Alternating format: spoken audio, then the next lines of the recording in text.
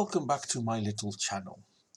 Today I'm going to try and figure out why Franny Ramsey doesn't understand racism, even though just about every movie she makes is about racism. In this one, she's arguing that racial slurs addressing white people cannot be racism because reasons. So let's look into this, shall we? Are the terms cracker, white trash, and redneck racist? Why, yes they are. After all, a racial slur, or a racist remark, is a derogatory or disrespectful nickname for a racial group, used without restraint, especially if you want to make them look bad. So, yes. I wonder who came up with these phrases. Yeah, the origin of a phrase doesn't make it a racial slur. The usage of that phrase makes it a racial slur. So whoever originated it, well, fuck it, that doesn't matter. Often when we talk about white privilege, a common rebuttal is, I can't be privileged, I grew up poor, or tell that to a homeless person. But being disadvantaged in one area doesn't negate privilege in others. Okay, I'm not really sure how we got here from racial slurs, but you realize what you're saying, right? Being privileged in one area but not in another area doesn't diminish privilege. By that very logic, you have female privilege, you have wealth privilege, and you're not privileged because you're black. Well, but that doesn't negate the privilege you have. So what are you on about? After all, what you just told us is that being unprivileged in certain areas doesn't negate the fact that you are privileged. Therefore, you are privileged, Franny Ramsey. You're a black, privileged, rich woman. Well, maybe not rich, but definitely richer than I am. Or is it when you're a white person and you have something negative, that doesn't count because you're white, and when you're a black person and you have something positive, that doesn't count because you're black? Is that the mindset we're trying to break through here? White privilege doesn't erase the existence of poor white people or the challenges they face due to their class. Nor do discussions of white privilege erase the harmful stereotypes about being poor and white. So being white doesn't negate the fact that you might be poor, that you might be living on the street, that you might be a drug addict, and that you might be physically incapable of even taking care of yourself. The fact that you're white means you're privileged.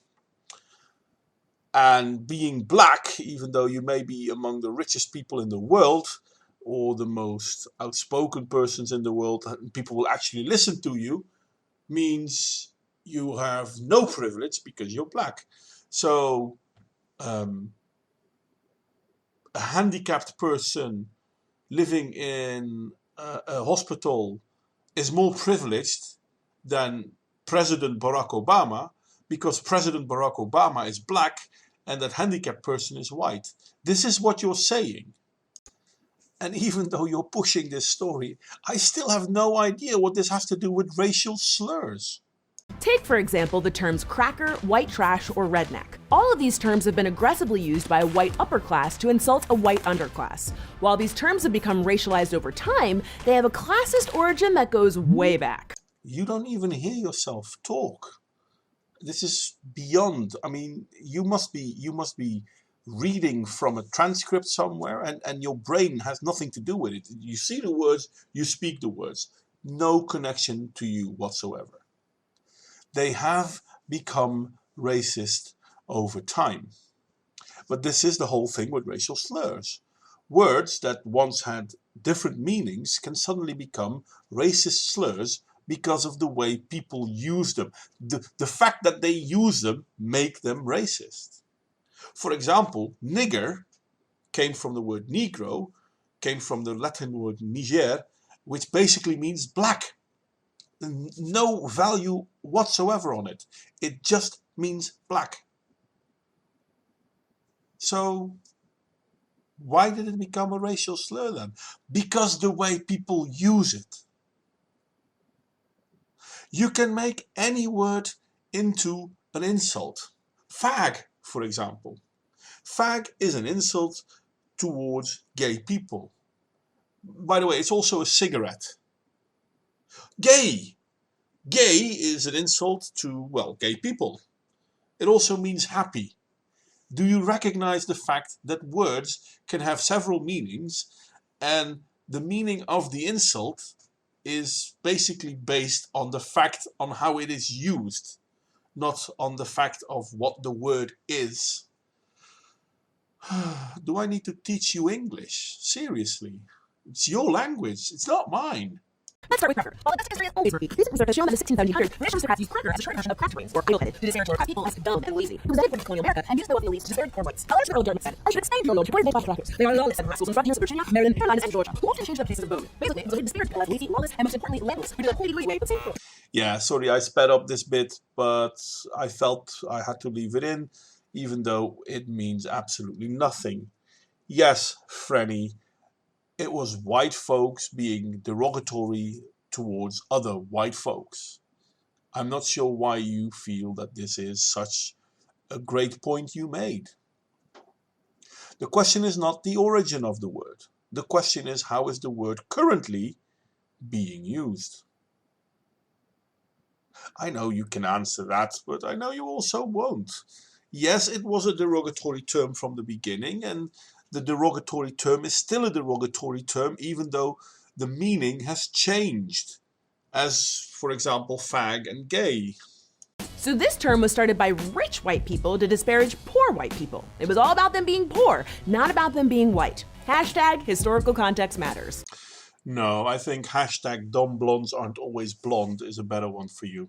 The term was later used by African American slaves and early colonizers as a short version of whip cracker in reference to white people and cheeseburgers. So yes, whip cracker was racialized, but the slaves weren't present where white people were using the term because they were still slaves. Hashtag historical context still matters. Yeah, no, this is just made up. There were more black slave owners owning black slaves, and the whole fact of chattel slavery in America was started by a black man. The whole white whip crapper bullshit is, well, as I said, bullshit. So, again, another hashtag to remove. I hope you like the one I gave you. White trash shows up next. It's believed to have originated in Baltimore in the 1820s as a way for Southern house slaves to disparage poor whites, but it gained popularity in the 1850s as a catch-all phrase that replaced other weird old-timey insults for poor whites, such as sandhillers and clay eaters. White trash was stigmatizing and meant to draw a line between real white people who owned the best land and people, and the riffraff who lived on wastelands. Now, I still don't really care about the history of where terms come from, but in this case you found a term derogatory to certain white people, which was made up by black people. But then white people started using it too, so then it's okay, right? So it's a derogatory term of a certain group, but people of that certain group are using it too. Doesn't that then also mean that we're okay to use the word nigger, considering black people use the word nigger too? Redneck fits in with these terms too. Appearing in the late 1800s, it was used to insult farmers in the South, who usually had sunburned necks from being outside all day and, having to work. You worker, why don't you go work some more? I love the fact that you came up with the hashtag historical context matters and then totally ignores history. No, a redneck was usually an Irish, but could be another sort of white slave that worked in the field. So yeah, they did work in the field. They weren't farmers though. They were slaves. So yeah, the term redneck is basically a term for a white slave. I love how you totally ignore that little bit though. All of these terms are rooted in classism, and since classism and racism often go hand in hand, you might be wondering, why didn't this oppressed underclass of poor white people join forces with the oppressed black people? Well, at one time, they actually did, and the white elites were terrified that these groups would eventually overthrow the existing power structure, because that almost happened. Yeah, no it didn't. The thing is that black slaves and white slaves both were slaves, but the difference was that a black slave was property, or during chattel slavery anyway, and a white slave was not. Therefore, a white slave was expendable because, hey, I didn't lose anything. It's just someone who works for me for a period of time. Whereas if I would lose a black slave, I would actually lose something which has value to me. Anyway, there were more reasons why divide and conquer was a good tactic for slave owners, and the slave owners weren't all white. But again, this doesn't fit your narrative, so you won't tell that. During Bacon's rebellion, white property owner Nathaniel Bacon united slaves, indentured servants, and poor whites in an uprising against the upper class. Together, they burned down the Virginia Capitol. Ah, Bacon, bringing people together since the beginning of time. Is this a bacon dig towards people who can't eat bacon? Anyway, this is not proof of how white slaves and black slaves worked together. This is proof how a rich person organized a revolt against slavery. So yes, under him, white people and black people worked together. They didn't go to each other because they both were poor people helping each other out. They went to each other because they got organized in this way. Unfortunately, most poor people are like lobsters in a bucket. And if you don't know that reference, look it up. And then there is this small thing that Bacon didn't organize the slaves to free them. He organized them to kill and destroy Indian tribes around them so he can take the land of these Indian tribes as a retaliatory action because one of his men got killed on an Indian raid on his land. And the government didn't want to do that. So basically he went into a rebellion against his own government to kill other, Native Americans. This is your great example of how black and white slaves worked together? No. They eventually lost, but instead of realizing that oppressing people was horrible and that everyone deserved to be treated like a human being, the upper class instead stopped having white servants altogether and only relied on slaves. To make matters worse, they literally invented militia jobs for poor white people to police slaves. When slavery was ended in the United States, it was ended for both black and white slaves. There was no period in time when America only had black slaves, but they did not have white slaves. That simply never happened. Now, knowing that Nathaniel Bacon died in 1676 and the Emancipation Proclamation was signed in 1863, so roughly 200 years later, I really don't understand how you think these two are directly connected. As Michelle Alexander points out in her book, The New Jim Crow, this not only eliminated the risk of an alliance between black slaves and poor whites, but it also meant poor whites suddenly had a direct stake in the race-based system of slavery. Poor whites weren't any better off, but hey, at least they weren't black. And unfortunately, this strategy has worked for most of American history.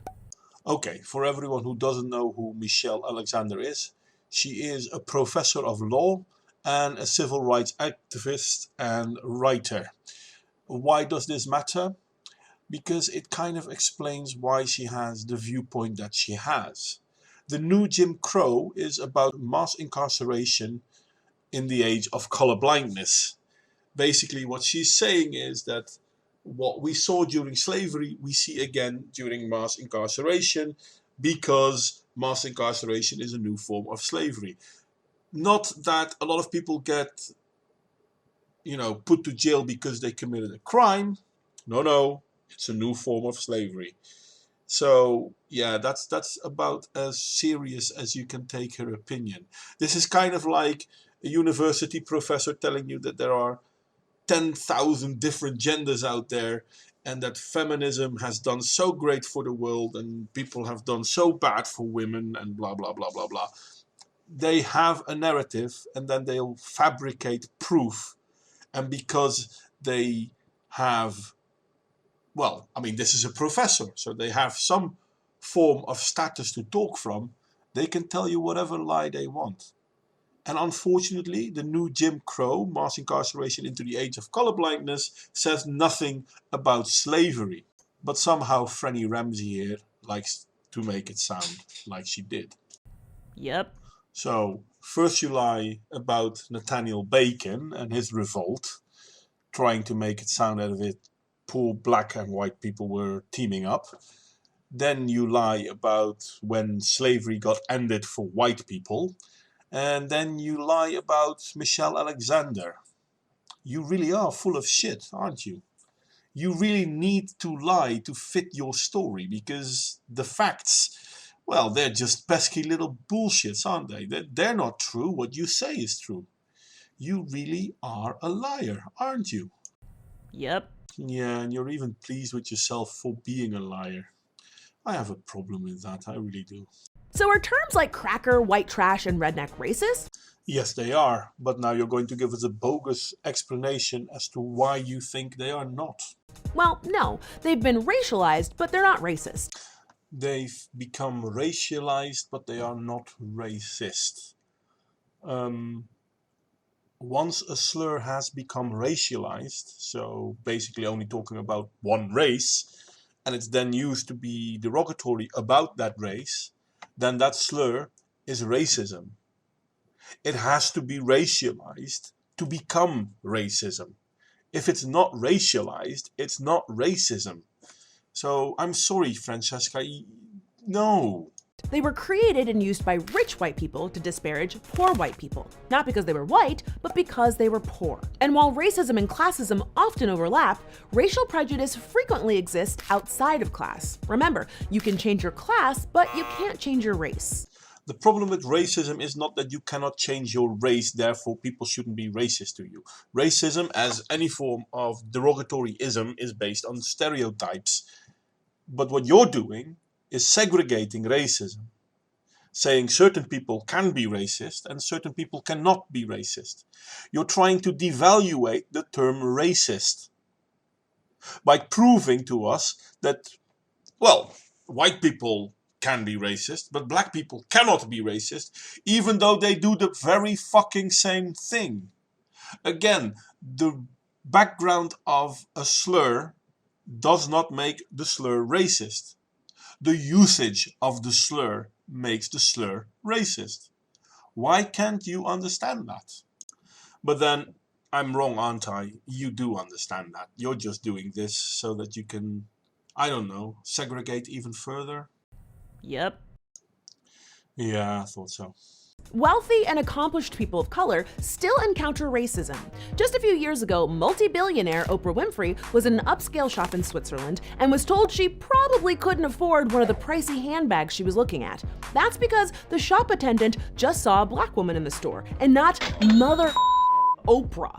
Okay, to begin with, that thing in Switzerland, even Oprah says sorry. She never would have mentioned the incident because she feels it got blown up and taken way out of proportion. So, yeah. That is after, of course, the shop shop worker, said that the claims that they were racial slurs towards her were, well, absurd. Don't worry, got a link downstairs for you. You won't look at it, but still. And considering we're now talking about other countries than America, how about the white farmers in Zimbabwe being disowned from their land, even killed, and then years later being asked to return, please, because the black farmers aren't doing a good job? This is actually happening. But it's not racism towards the white farmers now, was it? The white farmers were being racist, right? Yeah, I'm sorry. This subject kind of pisses me off, because you're basically race baiting. And racism is bad either way. Whether it's black towards white or whites towards black, it's bad. Done. I hope you agree with me on that. But look, I'm not giving anyone a pass on name calling. Even though these insults aren't racist, it doesn't mean they aren't hurtful. And that's because they promote a long history of class-based bias. Classism of any kind is divisive and takes attention away from the real problem, that people are still struggling all over while the rich get richer. Well, I partly agree with you there. First off, though, no, you're wrong. It is racism. You can pretend it's not, but by that you're basically proving your lie. Insults based on a racial stereotype are racism. You know this. You complain about this when this happens to black people, and rightly so. Don't get me wrong. I don't think racism towards blacks is good. I think it is a genuine problem. But people like you make this problem stay. Because to you, it's only a problem when it happens to black people, ignoring the fact that it happens to Chinese, Hispanics, and whites. I said Chinese, I should have said Asian, I'm sorry, and Indonesian, and well, no matter. Every group has a racial slur. If we don't address it all, if we give one small group the right to do this, you will see that other people will do this too. Now, if it's bad to call someone a racial slur, let's say nigger, but that nigger is okay to say cracker to me, guess what? If he can say cracker to me, fuck you, I'm not gonna call you a nigger. Yeah, but it's a racial slur. Yeah, but so is cracker. So if he is allowed to be disrespectful towards me, why would I stop myself from being disrespectful to him? Respect is a mutual thing. Now, I can be respectful to people, or I cannot be respectful to people. That says something about me. But to be respectful to people who are not respectful to you, well, that's very difficult. Not a lot of people are able to do that. I'm not sure if I'm able to do that.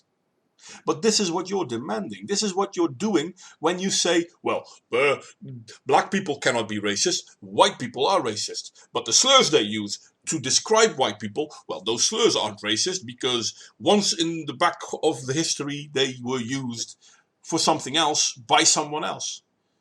Yeah, I'm sorry, but again, I can bring up words like fag or gay, and there's lots more words, but I'm lazy, so I don't want to find any new ones. But this is what you're doing. You're fabricating a story that some people cannot be racist and some people are racist, no matter what they do, no matter what they say.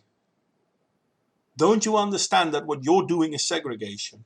And you have some virtual signaling white folks who agree with you. Fair enough. These are people that try to be respectful towards black people, even though those black people do not show them the same respect. I cannot do that. Or I can be respectful to black people, but it's very difficult to me to be respectful to you. Because you basically are saying, you're a white person. Fuck you. You're privileged. I'm a black person. Fear me. Oh no, sorry, not fear me. Fear for me. Because I've had it so bad. But you're a white person. I'm not want to be rude here, Francesca. I don't have a paid job at MTV. You do. Now maybe you're a lot better than I am. That's fair is fair. But then you can't say you're not privileged. Well, you're not privileged because you're black. Therefore, you're not privileged. Everything bad happening to you must be racism. Everything bad you say towards white people, well, it's bad, but it's not racism. Do you not recognize the double standard you're preaching here? This is the problem I have with people like you, Francesca. You're lying. You are really lying.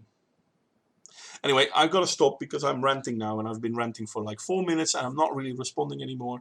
So I'm going to end it here. Criticism, as always, is more than welcome, people. Let me know what you think. Like, share, subscribe if you feel inclined to. You know, I really hope to see you all next time.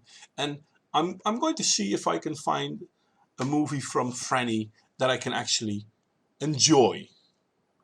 So it's not that she's always wrong, but from what I've seen, it's 99% of the time.